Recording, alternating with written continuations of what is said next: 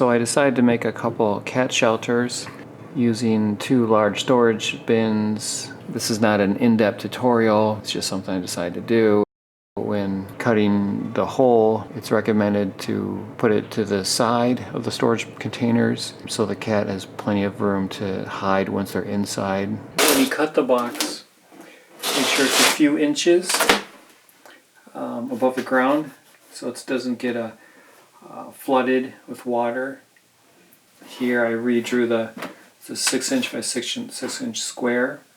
I redrew it a little more to the side since the styrofoam box inside is going to be a little too close to this line.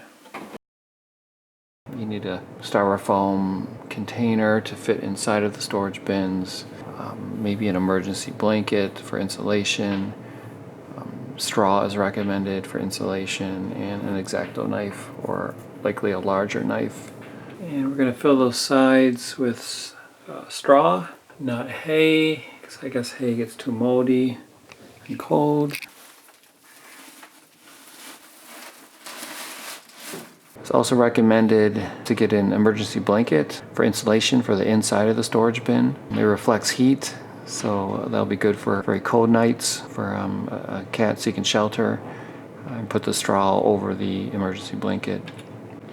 When you take the storage bin outside, either by your house with the doorway facing close to your house wall to prevent larger animals from getting in, but leave enough space for a cat to sneak in.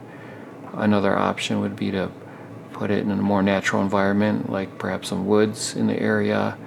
I also did put some catnip in the storage bin and a dish with some cat food. Food isn't necessarily recommended, but it could be a good marker of seeing if any animals are actually coming in to the storage bin, because you'll see less food the next time you look. So hopefully this will keep a cat or two alive this winter.